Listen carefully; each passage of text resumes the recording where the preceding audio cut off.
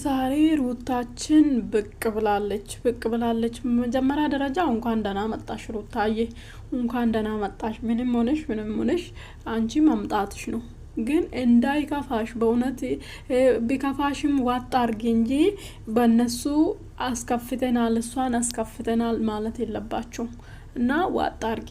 አሁን እኮ ሩታዬ እዛ ያላሳረፉሽ አዲስ አበባ ገብተው ያሳርፉሽ እንዴ? ልጁን ራሱ ይሰርቁሻል። በእውነት እኔ የሚፈራ ማለት ነው። እዛ ገብተሽ ልጁን ራሱ እንዳይሰርቁብሽ እንደዚህ የሚሆኑ እኔ እንጃ። እሱን ራሱ ይተዋሉ ብዬ አላምንም። ስለዚህ እንደዚህ አታርጊ። ገና ነው ይዳልብሽ እንደ ማንም እንደፈለገ ይሁን። አንቺ ራስሽን ሰብስበሽ በደንብ ማለት ነው። እነሱ እንዳለ ገና 2 ወር ቁጭ በይ ምን አገባሽ? እነሱ ራሱ ሲደክሙ እግራቸው ሲደክሙ ሁሉም ነገር ሲጨርሱ እነሱ ፈለጋ ይመጣሉ። በቃ እንከላክላለን ካሉ ይከልክሉ። እናትየው የተናገረችውን ጭንቅላታቸው የሚሰራ ከሆነ ጭንቅላታቸው እዘዘ። እውነት ነው። ጭንቅላታቸው ካዘዘ የሰው ግቢ ዘው ብሎ መግባት የለባቸው። አብርሃምም ቢሆን እንደዚህ የእናትና አባት ግቢ ብደፈር እኮ አብርሃም ይወዳል እንደ አይወድም። በቃ እንደዛ ቢሆን የሰው ልጅ ክብር አለ፣ የሰው ልጅ ክብር አለ። የሰው ልጅ ክብር ካለማ የሰው ግቢ እንደዚህ ሳይታረቅ ምን ሳይል ሰርቆ ገብቶ ልጁ ማየት ይችላል። ግን ካሜራ ደቅኖ እንደዚህ ገብቶ የሰው ሞራል ላይ መረማመድ የለም። የልጅቷ ሞራል ላይ መረማመድ የለም። እውነት ነው። እውነት አላት እቺ ልጅ ማለት ነው። ስለዚህ እውነት እናቴን ወዳለሁ አባቴን ወዳለሁ የሚል ስለሆነ ማንኛውም ሰው ራሱን እናትና አባት የሚወደው ከሆነ የሰውን እናትና አባትም ያከብራል። ስለዚህ አባትና እናቱን ውሸት ነው ለምላሱ ነው እንጂ አያከብርም፣ አይወድም። እውነት ነው፣ አይወድም።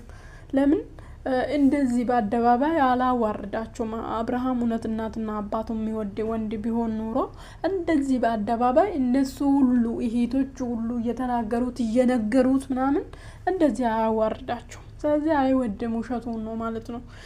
ስለዚህ ማስቆም አለባቸው። ለምንድን ነው ዘው ብሎ እናንተ ግቢ የሚገባ? ስለዚህ ለምንድን ነው ዝም ማንኛውም ሰው እዛ መጥቶ ራሷ ቀረጻ ማድረግ ከፈለገች ቀረጻ ታደርጋለች።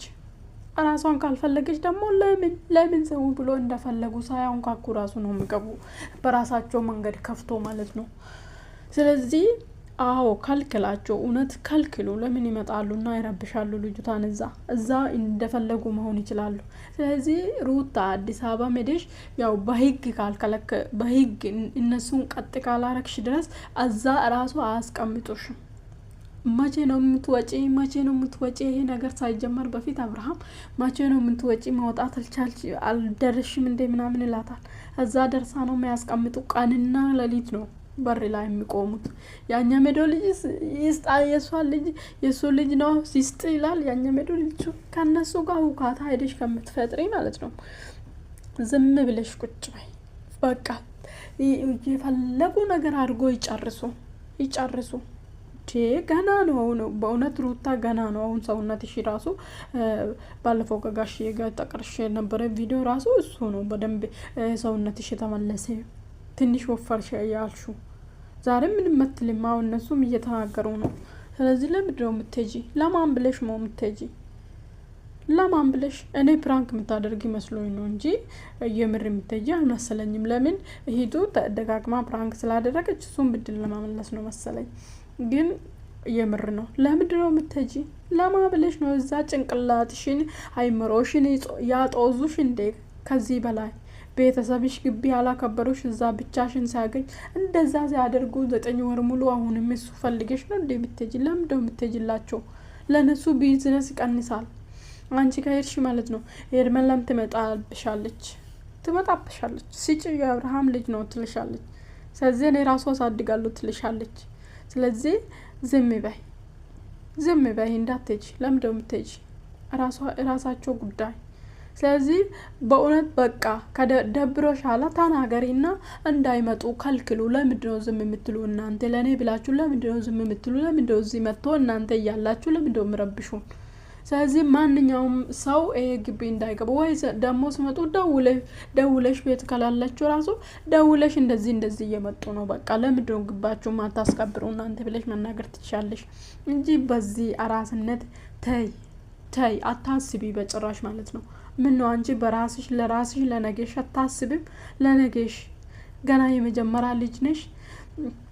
ወልደሽ ነው ገና ማረፍ አለብሽ። ምን አገባሽና? ስራም ከሆነ ትደርሻለሽ። ልጅ ራሱ ትንሽ ጠንከር ስልሽ ቁጭ አድርገሽ መስራት በዛ ሰዓት ነው ምቺ። አሁን እዚህ ሊጠንክርልሽ እንደውም እስከ 6 ወር ራሱ ቢቆይ ደስ ይላል። ስለዚህ ለምንድነው የምትሄጂ? እቺ ኧረ ሩታ ተይ፣ ጥሩ አይደለም። አዎ እንኳን ተቆጦሽ እንኳን እንዴት ነው ድምጻቸው እንዴት ነው የሚያምረው! እናንተ ድምጻቸው ሁሉ ተመሳሳይ ነው በጣም። በተለይ የሩታና የኢሂቱ ሁሉም ድምጽ ማለት ነው የሆነ የሚስብ ነገር አለ። በእውነት ድምጻቸው ያምራል። ድምጸ መረዋ ናቸው። ድምጻቸው የሆነ ነገር አለ። እኔ ድምጻቸው ደስ ይለኛል ማለት ነው በእውነት ሲናገሩ ምናምን ጎሮራቸው ውስጥ ማለት ነው ድምጽ ደስ የሚላቸው ድምጽ የለም። እንደዛ ነው። ሩታዬ ስለመጣሽ ደስ ብሎናል። ብዙ ሰው ሩታዬ ለምን ያከለክ ምን አገባትና እሷ የሚከለክለው ራሱ ጭንቅላት መከላከል ካልቻለ እሷ ምን አገባትና ከሱ ጋር ምደክሚ ለሱ መመለስ ነው። እሱ እኮ ልጄን ስጭኝ የሚል ሰው ነው በዚህ እድሜ ማለት ነው። አብርሃም እኮ ጭንቅላቱ ባዶ ነው በእውነት ሰውነቱ ብቻ ነው እንጂ ጭንቅላቱ ባዶ ዜሮ ማለት ነው። ዜሮ ማሰብ አይችልም በጭራሽ ማለት ነው። በትንሽ ነገር ምቦርቅ በቃ ወራ በጌታ ይሄ ለትዳር ለአዳር ነው እንጂ ለትዳር አይሆንም። ከየት አንስታ እዚህ እንዳደረስክ እናውቃለን። የምናውቅህ እናውቃለን። ስለዚህ እናውቃለን። ችግር የለም።